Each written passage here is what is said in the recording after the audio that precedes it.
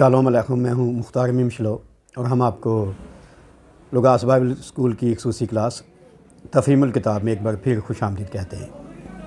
آپ کو معلوم ہے کہ ان دنوں ہم تورات کی کتابوں کا سروے پڑھ رہے ہیں اور پچھلی بار ہم گنتی کی کتاب پر بات کر رہے تھے، تو آج ہم اس سے اگلی اور تورات کی آخری کتاب پر بات کریں گے جسے اردو زبان میں استثناء کہتے ہیں۔ تو حسب روایت ہم اس کے عبرانی نام سے شروع کریں گے۔ عبرانی نام ہے دیواریم، جس کا مطلب ہے الفاظ، اور یہ اس کتاب کا دوسرا لفظ ہے اور پورے طور پر اس طرح ہے ایلیہا دواریم، جس کا مطلب ہے یہ ہیں الفاظ۔ استثناء کی کتاب اس کا پہلا باب پہلی آیت میں آپ پڑھ سکتے ہیں۔ اس کتاب کا جو یونانی نام ہے وہ حسب روایت فرق ہے اور دو مختلف یونانی الفاظ کا مرکب ہے۔ ایک لفظ ہے یونانی زبان کا ڈیوٹیروس، جس کا مطلب ہے دوسرا یا نقل یا دہرائی، اور دوسرا یونانی لفظ ہے نوموس، جس کا مطلب ہے شریعت۔ دو یونانی الفاظ کا یہ مرکب ہے لفظ، اور دونوں کو ملا کر بنتا ہے ڈیوٹرونومی، جو لاطینی سے انگریزی میں ہم تک پہنچا ہے، اور اردو میں ہم نے اس کا ترجمہ کیا ہے استثناء۔ جیسے عبرانی جو استثناء کی کتاب ہے اس کے پہلے دو الفاظ پہ یہ عنوان ہے، اسی طرح جب ہم یونانی کی بات کرتے ہیں تو یونانی جو عنوان انہوں نے رکھا ہے یہ پہلے باب پر نہیں ہے، یہ ہے 17 باب کی 18ویں آیت۔ وہاں پر خدا نے کہا کہ جو کوئی بادشاہ ہوگا بنی اسرائیل میں، اس کو شریعت کی ایک نقل اپنے پاس رکھنی چاہیے، تو وہاں پر یہ لفظ استعمال کیا گیا، تو وہاں سے انہوں نے اس کتاب کو یہ عنوان دے دیا ہے۔ اس طرح جو مجموعی طور پر اس کا مطلب ہوا، ہم نے جیسے میں نے کہا کہ اردو میں اس کا نام رکھا ہے استثناء، لیکن یونانی کے مطابق اس کا مطلب ہے شریعت کی نقل یا شریعت کی دہرائی۔ اور جب ہم یہ پڑھتے ہیں لاطینی عنوان، تو یہ ہمیں اس ساری کتاب کے زیادہ قریب لگتا ہے۔ کیوں شریعت کی دہرائی ضروری تھی؟ کیوں دوبارہ شریعت ضروری تھی؟ کیونکہ 39 سال قبل تقریباً یا 40 سال پہلے انہیں جو شریعت دی گئی تھی اس کو دوبارہ یہاں پر دیا گیا ہے۔ ٹھیک ہے، خروج کی کتاب کو پڑھتے ہوئے ہم بات کر رہے تھے کہ جو شریعت انہیں دی تھی 10 احکام کی شکل میں، سب سے پہلے اخلاقی شریعت، وہ تختیاں موسیٰ نے توڑ دی تھیں۔ ٹھیک ہے، تو اس کے بعد دیکھیں پورے بیابانی سفر میں انہیں کوئی خدا کی شریعت نہیں دی گئی۔ 10 احکام کے ساتھ باقی جو اخلاقی قوانین کے علاوہ معاشرتی قوانین دیے گئے تھے، باقی باتیں سکھائی گئی تھیں، وہ پھر ایسی گئیں۔ ٹھیک ہے، کچھ باتیں احبار کی کتاب میں لکھی گئیں، کچھ گنتی میں لکھ دی گئیں، خروج میں بھی لکھا گیا، لیکن اب اس کو دہرایا گیا ہے۔ اور دہرانا کیوں ضروری تھا؟ جیسے میں نے کہا یہ عنوان جو ہے یہ زیادہ قریب ہے متن کے۔ دہرانا اس لیے بھی ضروری تھا، ایک تو 40 سال گزر گئے، اور دوسری بات کہ جو نسل ملک مصر سے آزاد ہو کر کنعان کی طرف پیش قدمی کرنے کے لیے آگے آئی تھی، وہ یشوع اور کالب کے علاوہ ساری کی ساری بیابان میں مر مٹی تھی، مختلف اپنی بغاوتوں کی وجہ سے۔ تو یشوع اور کالب صرف بچے تھے، اور اب ان کے علاوہ نئی نسل کے لوگ تھے، تو نئی نسل کو خدا کے احکام و قوانین سے روشناس کرنے کے لیے ضروری تھا کہ شریعت کو دہرایا جائے۔ جی کچھ کہیں گے؟ سوال؟ اگلی بات ہم کرتے ہیں۔ استثناء بزرگ موسیٰ کی تورات کی 5 کتابوں میں سے آخری ہے، اور یہ الہام پیدائش کی کتاب سے شروع ہوتا ہے، اور بنی اسرائیل کے ساتھ عہد بندی کے بعد بزرگ موسیٰ کی موت کے ساتھ استثناء کی کتاب پر پایہ تکمیل کو پہنچتا ہے۔ ہم نے، اگر آپ کو یاد ہو تو، پڑھا ہوا ہے عہد نامہ اول کا سروے، تو اس میں ہم نے دیکھا تھا کہ عہد نامہ اول کا جو پہلا حصہ ہے وہ ہے تورات۔ تو تورات کی شکل میں جو مکاشفہ بزرگ موسیٰ کی معرفت بنی اسرائیل تک پہنچا، یہ اس کی آخری بات کرتی ہے۔ وہ خدا جس کا ذکر ہم پیدائش کی کتاب کے پہلے باب میں پڑھتے ہیں وہ الوہیم ہے، دوسرے باب میں پڑھتے ہیں وہ یہوہ الوہیم ہے، اور پھر ہم پڑھتے ہیں آگے جا کر کے اس کے نام سے لوگوں نے دعا کرنا شروع کر دی، پھر اور مختلف باتیں ہوئیں۔ تو یہ کتاب آخر میں بتاتی ہے کہ جو کچھ پہلے بتایا گیا یہ اس کی دہرائی ہے۔ یہ کتاب جو ہے یہ 1406 قبل از مسیح میں لکھی گئی، اور ہم نے پڑھا ہوا ہے کہ خروج کب ہوا تھا، یاد ہے؟ خروج کس سن کو ہوا تھا؟ بھول گئے لگتا، اب نوٹس پڑھتے نہیں۔ 1446 قبل از مسیح بائبل کی ترتیب یا کیلنڈر کے مطابق۔ تو 40 سال بعد اب 1406 قبل مسیح ہے، اور یہ کتاب لکھی گئی ہے، اور ہو سکتا ہے بعد میں بھی بات آئے، لیکن پہلے میں کہہ دوں کہ یہ صرف 2 مہینوں کا ذکر کرتی ہے، 2 مہینے کے واقعات کا، ٹھیک ہے؟ اور استثناء کی جو داستان ہے یہ دریائے یردن کے مشرق میں مواب کے میدانوں میں کنعان کے بالمقابل ترتیب دی گئی تھی، یعنی 40 سال سفر جو انہوں نے کیا، یہ وہ مقام ہے جہاں بنی اسرائیل نے 40 سالہ بیابانی آوارہ گردی کے بعد آخری بار ڈیرے ڈالے تھے، اور یہاں یہ کتاب لکھی گئی۔ استثناء کی کتاب بنی اسرائیل کے ملک کے مصر سے خروج سے لے کر بیابانی سفر کے اختتام تک ان کی قومی تاریخ کی نظر ثانی سے شروع ہوتی ہے، اور یہ ہیں پہلے 4 باب۔ ملک مصر سے نکلنے کے بعد تقریباً 2.5-3 ماہ بعد بنی اسرائیل کوہ سینا تک پہنچے تھے، اور وہ لوگ جو کہتے ہیں جی 40 دن کا سفر تھا پر ان کی بغاوت کی وجہ سے 40 سال لگ گئے تھے، انہیں اپنی تصحیح کر لینی چاہیے، ٹھیک ہے؟ کہ 2.5-3 مہینے تو انہیں کوہ سینا تک ہی لگ گئے تھے، تو 40 دن کا سفر تو نہیں تھا نا جی۔ خیر، تو اس کے بعد کیا ہوا تھا کہ جب وہ کوہ سینا تک پہنچے تھے، وہاں انہیں احکام عشرہ یعنی 10 احکام اور شریعت کی ابتدائی باتوں سے روشناس کیا گیا تھا۔ انہوں نے ایک مسکن تعمیر کیا، اور قریباً 1 سال کے بعد وہ قادس برنیہ تک پہنچے تھے، جہاں انہوں نے ارض موعودہ کی خبر لانے کے لیے 12 جاسوس بھیجے تھے، ٹھیک ہے؟ اور جیسے میں نے کہا تھا پچھلی کلاس میں کہ چاہتے تو تھے ہم اس کی تفصیل میں جائیں، ایک مقام ہم نے ڈھونڈا ہے کہ کہاں کہاں انہوں نے سٹے کیا تھا، لیکن لوگوں کی عدم دلچسپی کی وجہ سے ہم وہ ساری باتیں سکپ کر گئے ہیں۔ اور اگر ہم ایسا نہ کرتے، جیسے پہلے ہم ترتیب میں تفصیل بیان کرتے ہیں، بیان کی جاتی، تو پھر آپ کو پتہ چلتا کہ 40 سال کا سب سے زیادہ حصہ اسی مقام پر رہ گئے تھے، گزر گیا تھا۔ خیر، تو انہوں نے 12 جاسوس میں نے کہا بھیجے، اور گنتی کی کتاب میں استثناء میں اس کا احوال لکھا ہے، گنتی میں لکھا ہے، بعد میں دہرایا گیا استثناء میں۔ ان 12 جاسوسوں میں سے 10 نے تو ایسی رپورٹ دی کہ لوگ گھبرا گئے، ٹھیک ہے؟ حالانکہ وہ اس ملک کے پھل بھی ساتھ لے کے آئے تھے کہ خوشحال ہے، سب کچھ ہے، خدا نے جو وعدہ کیا تھا وہاں دودھ اور شہد بہتا ہے، سب کچھ ہے، پر انہوں نے کہا کہ وہاں کے جو لوگ ہیں وہ اناکیم ہیں، بنی اناکیم۔ اگر آپ کو یاد ہو تو جب ہم بات کر رہے تھے خدا کے بیٹوں کے بارے میں، تو میں نے بتایا تھا کہ وہاں پر پیدائش کی کتاب میں انہیں نفلیم کہا گیا ہے، اور نفلیم کی جو نسل تھی آگے 2 طرح سے اس کا ذکر آتا ہے، ایک کو کہتے ہیں اناکیم، اور ایک کو کہتے ہیں رفائم، اور میں نے بتایا تھا رفائم کے لوگ جو تھے ہمارے پاکستان میں بھی رہتے تھے۔ خیر، تو انہوں نے ان کو گھبرا دیا کہ وہ اتنے لمبے چوڑے لوگ ہیں تو ہم تو ان کے سامنے ٹڈے ہیں۔ تو یشوع اور کالب نے اچھی رپورٹ دی کہ کوئی گل نہیں، پھر کیوں ہے، خدا ساتھ ہے تو ہم جیت جائیں گے۔ تو ان کی وجہ سے، ان کی آپ کہہ لیں کہ اس طرح کی بری رپورٹ کی وجہ سے بہت سے لوگ بد دل ہو گئے۔ خدا نے حوصلہ تو دیا، لیکن پھر اتنے زیادہ بد دل ہو گئے کہ خدا نے ان کو مارنا ہی مناسب سمجھا، ٹھیک ہے؟ تو 2 لوگ میں نے پہلے بھی ابھی کہا بچے، باقی سارے مر گئے، اور ان کی نسل ہی آگے پہنچی، اور باقی جو لوگ تھے اپنی بغاوت اور بے وقوفی کی وجہ سے آپ کہہ رہے ہیں ہلاک ہو گئے۔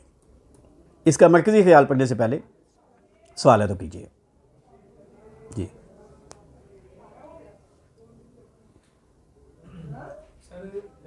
ذرا اونچی بولیے۔ احبار کی جو کتاب ہے اس میں تو زیادہ جو قربانیوں کا سلسلہ اس کے بارے میں بتایا گیا ہے جی تو شریعت جو ہے یہ صرف اخلاقی اور 10 احکام تک تھا؟ نہیں، شریعت صرف اتنی نہیں ہے. ایک شریعت کہتے ہیں اخلاقی جسے 10 حکم کہتے ہیں، دوسری شریعت کہتے ہیں قانونی شریعت، ٹھیک ہے، جس میں معاشرتی بود و باش کے بارے ہے. تیسری شریعت ہے تعزیری شریعت. تعزیری جیسے آپ نے سنا ہوگا تعزیرات پاکستان کی دفعہ 302 کے تحت اسے پھانسی کا حکم دے دیا گیا. تو 3 طرح کی شریعت ہے، ٹھیک ہے. لیکن جیسے میں نے پہلے کہا کہ ہم نے سوچا تو تھا کہ تفصیل میں جائیں گے، اگر جاتے تو پھر میں ایک ایک بات آپ کو بتاتا کہ خروج میں کتنی شریعت ہے، اخلاقی بھی ہے اور بھی ہے، اور احبار میں کتنی ہے، اور پھر گنتی میں بھی ہے، اور استثناء میں تو دہرایا گیا. اور ان کے علاوہ کچھ زبانی شریعت بھی تھی جو لکھی نہیں ہوئی تورات میں، وہ بھی تھی. تو اگر ہم تفصیل میں جاتے تو میں ایک ایک بات آپ کے سامنے ضرور رکھتا. جی اور کچھ ابھی ہم دیکھیں گے اس کا مرکزی خیال. اور مرکزی خیال میں پہلی بات ہے کہ استثناء کی کتاب یہوہ الوہیم اور بنی اسرائیل کے درمیان اس عہد کی یاد دہانی ہے جسے بزرگ موسیٰ کی نظموں، گیتوں، تقاریر اور خطاب میں پیش کیا گیا ہے. ٹھیک ہے، عام طور پر جب تعارف کی بات آتی ہے تو لوگ کہتے ہیں جی اس میں موسیٰ کی تقاریر ہیں، لیکن آپ جائیں ذرا گہرائی میں تو موسیٰ کی نظمیں بھی آپ کو ملیں گی، موسیٰ کے گیت بھی ملیں گے، اور تقریروں کے ساتھ خطاب بھی ملے گا. تو یہ 3-4 چیزیں ہیں جو اس کتاب میں پائی جاتی ہیں. استثناء کی کتاب کو وعدے کی سرزمین میں داخلے سے قبل ضروری ہدایت و رہنمائی کے لیے قلم بند کیا گیا تھا. موسیٰ جا رہا تھا دنیا چھوڑ کر کچھ وقت میں، تو اپنی قوم کو ایک ہدایت نامہ دے کے گیا، باتیں دہرائی گئیں کچھ اور آئیں، تاکہ اگلے ملک میں جو وعدے کا ملک ہے وہ جائیں تو انہیں کیسے زندگی گزارنی. بیابانی سفر میں تو جیسے تیسے وقت گزر ہی گیا، لیکن ایک قوم کے طور پر زمین پر بود و باش کیسے کرنی ہے، خدا کے ساتھ کیسے رشتہ رکھنا ہے، یہ کتاب بتاتی ہے. اس لیے یہ کتاب ایک سخت یاد دہانی ہے کہ یہوہ الوہیم ہی اطاعت اور عبادت کے لائق ہے، جس کی 40 سال تم نے برگشتگی کی، بغاوت کی، جس سے جو کہتا ہے زبور میں کہ ہاں 40 رہا سا میں انہاں تو بیزار وہ زندگی گزارنی ہے اگے جا کے. یہ کتاب بتاتی ہے. کاش ہمیں موقع ملتا باقی کتابوں کی طرح اس کو بھی ڈیٹیل میں پڑھنے کا، لیکن جیسے ہم نے پچھلے دنوں ایک میسیج ریکارڈ کیا تھا کہ وہ کہتا ہے میرا دل گھاس کی طرح جو اس کا سو گیا، میں اپنی روٹی کھانا بھول جاتا ہوں. تو لوگوں کو روٹی ہماری پسند نہیں آ رہی اصل میں، اس لیے ہم یسوع مسیح کی بات پر عمل کر رہے ہیں. اس نے کہا کہ پاک چیز کتوں کو نہ دو، اپنے موتی سوروں کے آگے مت پھینکو، ایسا نہ ہو کہ وہ پلٹ کر وہ ان کو پاؤں تلے روندے اور پلٹ کر تم کو پھاڑیں. اور ہم کافی پھٹے ہوئے ہیں اس طرح سے لوگوں کی باتوں کی وجہ سے اور چیزوں کی وجہ سے. تو سمجھے کہ خدا نے کہہ دیا کہ بس کافی ہے جی، ٹھیک ہے. چاہتے تو یہی ہیں کہ لڑکوں کی روٹی کتوں کو ڈال دینا اچھی بات نہیں ہے، پر لڑکے لینے نہیں پسند کرتے. خیر، تو ابھی میں نے کہا کہ یہ سخت یاد دہانی ہے کہ یہوہ الوہیم ہی اطاعت اور عبادت کے لائق ہے، اور اس کتاب کے جو قوانین ہیں یاد رکھیں سزا کے طور پر نہیں ہیں بلکہ تحفظ کے طور پر ہیں. ٹھیک ہے، کبھی آپ پڑھیں اس کتاب کو تو خدا نے انہیں کہا کہ یہ باتیں جو تمہیں دی جا رہی ہیں، یہ احکام، یہ قوانین، تم ان کو مانو گے تو یہ تمہاری دانش ٹھہریں گے. ہے نا جی بات. اور دنیا کی باقی قومیں کہوں گی کیسی قوم ہے جی جن کے پاس اتنی عقل ہے. اور عقل کا تو آپ اندازہ لگا سکتے ہیں آج بھی. کیا خیال ہے، لگا سکتے کہ نہیں؟ ہاں، تو کس وجہ سے تھی؟ اس وجہ سے جس کو ہم آج کل کے جو نئے روحانی ہیں وہ پرانے احکام کو پڑھنا ہی پسند نہیں کرتے، اسی لیے ایسے کہہ گئے. ٹھیک ہے جی. اس طرح سے بنی اسرائیل میں بچوں کی تعلیم و تربیت کے پیش نظر ایک تعلیمی نظام قائم کیا گیا، یعنی تاکہ آگے باتیں جائیں. پہلے تو کتاب اس لیے لکھ دی گئی کہ اگلے ملک میں کیسے رہیں گے، پھر ایک باقاعدہ ایک تعلیمی نظام سیٹ کیا گیا. اور اگر آپ موسیٰ کے گیتوں کو دیکھیں تو ایک گیت میں اس نے 12 قبائل کو برکت دی، اور پھر لاوی جو قبیلہ تھا اس کے حق میں اس نے کہا کہ یہ یعقوب کو تیرے احکام اور اسرائیل کو تیری شریعت سکھائیں گے۔ لاویوں کو یہ حکم دیا گیا کہ وہ آگے لوگوں کی تعلیم و تربیت کا، روحانی تعلیم و تربیت کا بندوبست کریں۔ اس لیے مدرسے قائم کیے گئے بعد میں انبیاء زادوں کے زمانے میں، علی شاہ کے زمانے میں، اور یسوع مسیح کے زمانے میں بھی ایک باقاعدہ طور پر ایک بچوں کی تعلیم و تربیت کا نظام موجود تھا، اور وہ نظام جس کے تحت یسوع نے بھی تربیت پائی تھی، اور 12 سال کی عمر میں وہ ٹیسٹ دینے یروشلم گیا تھا۔ ٹھیک ہے، کچھ وقت پہلے ہم نے کچھ باتیں اس نصاب پر کی ہوئی ہیں۔ ابھی بھی ہم نے جو پوسٹر فیس بک پر اور جگہوں پہ اپلوڈ کیا ہے، اس میں بھی لکھا ہے کہ اگر آپ چاہتے ہیں تو بچوں کے لیے ہم نے وہ یسوع مسیح کے اسکول کا نصاب ہے جو تیار کیا ہے، آپ لوگ پڑھا سکتے ہیں۔ خیر، تو بچوں کے لیے باقاعدہ ایک نظام، تعلیمی نظام موسیٰ نے جاتے جاتے مقرر کیا۔ موسیٰ پہلا استاد تھا، اس نے اور باتیں آگے پہنچائی، اور مقصد تھا کہ لوگ زندگی بھر اس کی پیروی کریں خدا کی، اور نسل در نسل یہ کام جاری رہے۔ سوال ہے تو کیجیے۔ جیسے ہم بات کر رہے تھے بائبل کی کتابوں پر، اور میں نے بتایا تھا ہر ایک کتاب کا ایک انوکھا ہے مفہوم۔ ہر کتاب مجھے تو حیران کر دیتی ہے کہ اتنا کچھ ہے اس میں۔ تو اسی طرح تقریباً آج سے کوئی 34-35-100 سال پہلے یہ کتاب لکھی گئی تھی، پر اس کی مطابقت جو ہے، سیکوینس جو ہے، آج بھی حیران کن ہے۔ اس میں خالق خدا اپنے لوگوں سے روبرو کلام کرتا دکھائی دیتا ہے، صرف موسیٰ سے نہیں، لوگوں سے بھی کلام کرتا دکھائی دیتا ہے، اور وہ بتاتا ہے کہ اس کی فرمانبرداری کرنے سے برکت آئے گی، بھلائی آئے گی، پر اس کی نافرمانی کرنے سے بربادی آئے گی نسل در نسل۔ ٹھیک ہے، بھلائی بھی نسل در نسل اور بربادی بھی نسل در نسل۔ جب ہم موسیٰ کی تقریروں پر بات کرتے ہیں تو آگے بھی میں بات کروں گا، کوہ گرزیم اور کوہ ایبال کے روبرو انہوں نے برکتیں اور لعنتیں لوگوں کے سامنے رکھی۔ ٹھیک ہے، اور سامری عورت نے جس پہاڑ کی طرف یسوع مسیح سے بات کرتے ہوئے اشارہ کیا تھا، ہمارے باپ دادا نے اس پہاڑ پر پرستش کی، وہ کوہ گرزیم تھا۔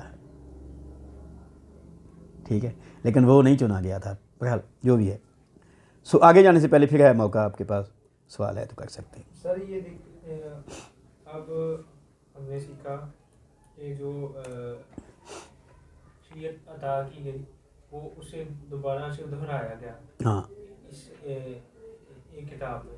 جی، تو جو زبانی شریعت سکھانے کا جو معاملہ ہے وہ ایسے کیوں رکھا گیا؟ کیونکہ یہ تو چیزیں خدا جانتا تھا کہ دوسروں تک کس زمانہ سے ہو کے ہم تک پہنچیں گے۔ جی، تو وہ جو حصہ ہے زبانی سکھانے والا، وہ زبانی میں نے جیسے کہا نا کہ کیوں رکھا گیا، وہ پھر میں وہی بات کروں گا کہ کاش ہم اس کی ڈیٹیل میں جاتے تو پھر آپ کو ضرور پتہ چل جاتا کہ کیوں وہ زبانی شریعت رکھی گئی ہے جو ریٹن نہیں ہے۔ جو ریٹن ہے وہ بھی بہت لمبا چوڑا معاملہ ہے، اور زبانی بھی بڑا لمبا چوڑا معاملہ ہے۔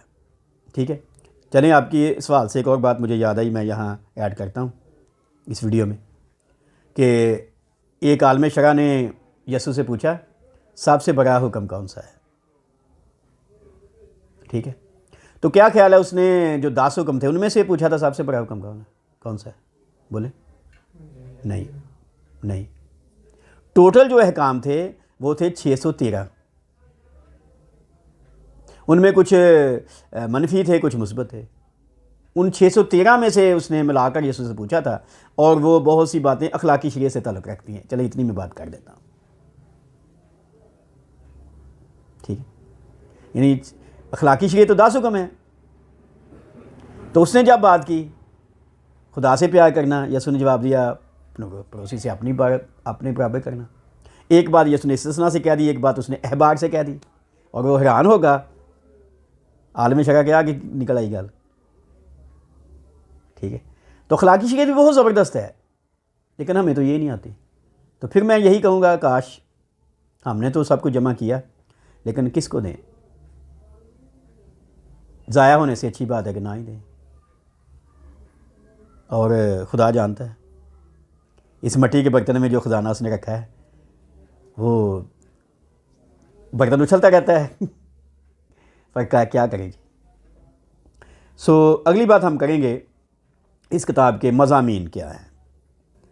سو یہ جو وقت ہے جب ہم مضامین کی بات کرتے ہیں، لکھیں 1406 قبل مسیح کے ایام ہیں، اور 40 سال پہلے یہوہ الرحیم نے بنی اسرائیل کو مصر کی غلامی سے آزاد کیا تھا، اور اس عرصے کے دوران 40 سال تک وہ بیابان میں پھرتے رہے، کیونکہ ابھی تک ان کی نہ تو اپنی سرزمین تھی نہ ان کا اپنا ملک تھا۔ لیکن اب وہ آخرکار ملک موعود کی سرحد تک پہنچ گئے ہیں۔ بیچ میں صرف ایک دریا ہے جس کو عبور کر کے وہ آگے جائیں گے۔ ہاں کچھ لوگ بھی ہیں جن سے نپٹنا ہے۔ اس ملک کنعان پر قبضہ کرتے وقت ان کو کون کون سی مشکلات کا سامنا کرنا پڑے گا، وہ کیسے ان سے نپٹیں گے، یہ اس کتاب کے مضامین میں ہیں۔ دریائے یردن کو پار کرنے اور ملک کنعان میں داخل ہونے سے پہلے بزرگ موسیٰ بنی اسرائیل کو اپنی ذمہ داریاں نبھانے کے لیے تیار کرتا ہے۔